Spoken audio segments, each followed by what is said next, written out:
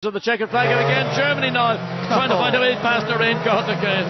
Didn't quite do it though. He stays 12th, India in 11th, Italy still holding on to 10th ahead of them, and still just ahead of those is Indonesia. So we're into the closing moments. Switzerland are looking good, and it's just what's going to happen behind them. Is everybody else going to hold on?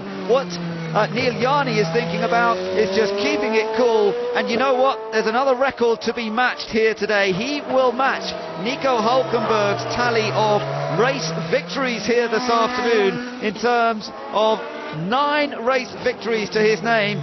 Nico Hulkenberg managed to do it in one season, but Neil Yarni matches that record. It's another victory for A1 Team Switzerland. Yarni crosses the line, his hand punches the air, a professional solid job. Absolutely, that's what it's all about. Great drive from this man, Philippe Guimaraes, and second place. Only just though, only just. Look how close Monaco's in the end.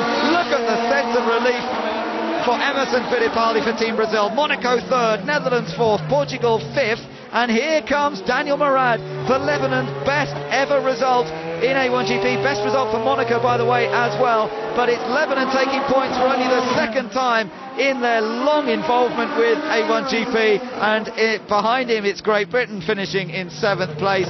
8th place is going to go, I think, to Team USA, but I'm not going to call it until he crosses the line, because we've seen a few changes in the last moments of the races here already today. There is Marco Andretti glancing around, just seeing what's happening, maybe looking at one of the screens, I'm not quite sure. He's coming around to take the checker flag, and here's a great story. Zahir Ali for Indonesia is going to finish in 9th. That's Indonesia's best result for a long time. They had 1 point finish last year, but none so far this year, and they're into the points. Germany finishes in 12th. No, 11th. What happened to... yes, no, they got past India there. So that was a move for Germany into 11th on that last lap. Let's get down to the pits. Some reaction from Team Brazil. That's second place. Let's hear from Emerson Fittipaldi. Emerson, the weekend's not gone quite to plan up to this point, but your young boy put on the podium. You must be really thrilled. I'm very proud of him. He's a very young driver, very talented.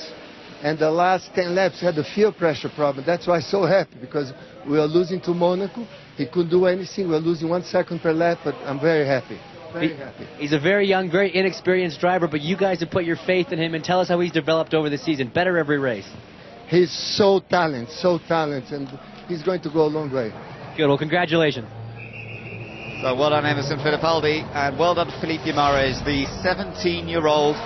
Okay, he's going to be 18 in a few weeks' time, but what a way to celebrate that with his first podium finish. Brazil, well, it's a while since they had a podium finish, as I mentioned, Malaysia in season 3, and beyond that, of course, it's a long time since they've had a victory. That was Nelson Piquet when he drove in the Brazilian team right at the beginning of A1GP history at Brands Hatch in season 1. But Neil Yarni is the man who's recorded the win. Absolutely superb victory. It's the 3rd win of the team for this year, but their 9th win outright in the history of A1GP, as I say, matching that record of Nico Hulkenberg. But perhaps more importantly from their point of view, Switzerland now take the lead in the points. Confirmation of the result then, and behind the top 3 with that fantastic podium for Monaco. Netherlands up to 4th place, Portugal 5th, a great 6th place for Daniel Murad of Lebanon, 7th for Great Britain, 8th for USA, and then Zahir Ali on his debut with Indonesia making it into the points in 9th. Final point went to Italy's Edoardo Piscopo, 11th for Germany at the end there from India. Australia disappointed, but finishing outside the points. China out of the race at the end, and many other cars not making the full distance. Malaysia, South Africa, New Zealand knocked out early on, France as well in an instant with Mexico, and Ireland out on the very first lap. Malaysia just picking up the consolation of 1 point for fastest lap.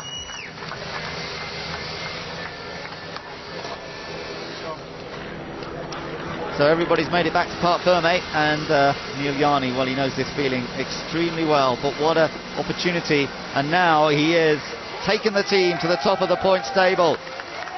Well, Adam Carroll of Team Ireland can only sit and watch this and think, well, if things have been different, but that's the way it goes. And there are the celebrations over at Brazil. This youngster who hit the wall hard in qualifying yesterday, lost control, back end of the car got away from him.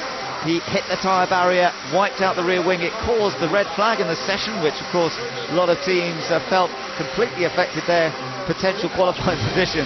But he's done it, he has done it, and a smile beneath that helmet tells the story. Super, and he's going to be on the podium for the first time in his very short career so far.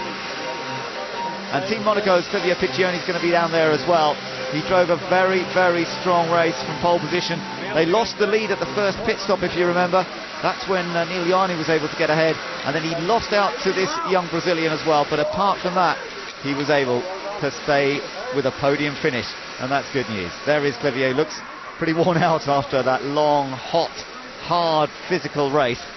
But they've done what they set out to do, really, which is to get on a podium finish. It is still their first season, remember. The team has come together, especially to deliver the results. It's not a team that was already running cars in A1GP before. A new group of people, and they have brought home a fine podium finish there with that superb pole position in qualifying yesterday. It has all come together extremely well for them. So the usual checks taking place down there in scrutineering, and then the guys will make their way up towards the podium. And let's just take a look at the moment that Neil Yarni crossed the line and took the 9th win for A1 Team Switzerland. Max Valti and James, well, what are you doing, boys? You're going to end up on the floor in the pit lane if you're not careful. But a win is always a win, and you can see it matters, even to these guys who've won so many international races in their joint careers, separately and together, of course, in Formula 1, in sports car racing, and in A1GP.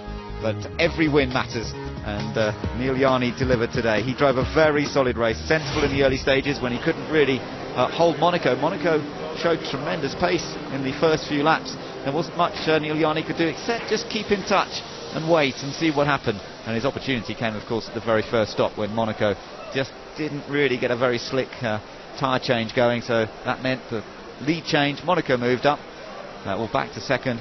And from then on, Switzerland had it all to themselves. There's the Mexican car just being craned away. Very disappointing end to Salvador Duran's day. Really caught out perhaps a bit by the incident that had already happened involving New Zealand. The yellow flags were down there. It just looked as though the car ahead of him, Nicolas Prost, wisely perhaps braked a little early because the yellow flags were out, exactly as he should have done.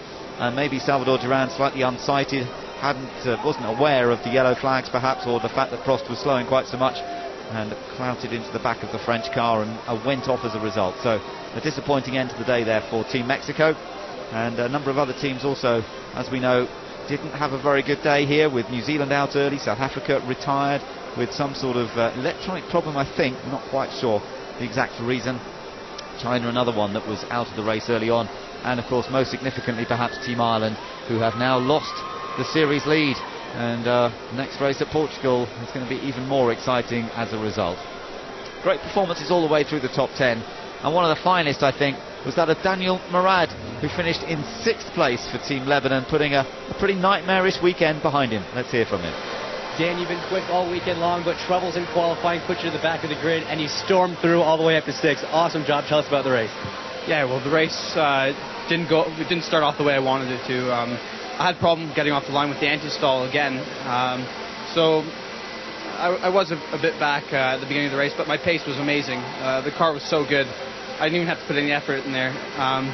But yeah, once I got close to the cars in front, it took me a while. I didn't want to take too much of a risk to overtake, but in the end I made some pretty bold passes on the outside in turn 1 and 2, so I'm pretty pleased with the performance today.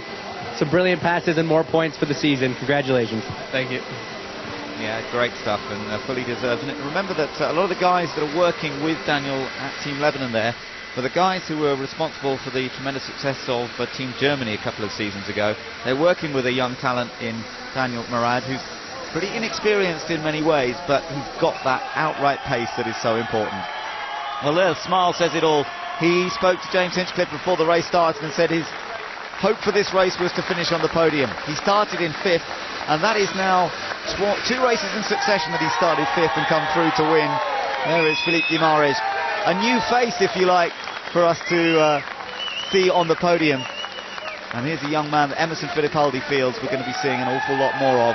And Clivier Piccioni onto the 3rd step. You can see the guys have been working hard. Neil Yarni looks pretty fresh, but the other two look like they've been working very hard indeed. But it's well worth it with those positions there. First ever podium finish for Team Monaco. First podium finish for Philippe Guimaraes, the driver, and one of several for Brazil, but not for quite some time. And yet another victory it is for Neil Iani. So it's a bronze medal for Monaco.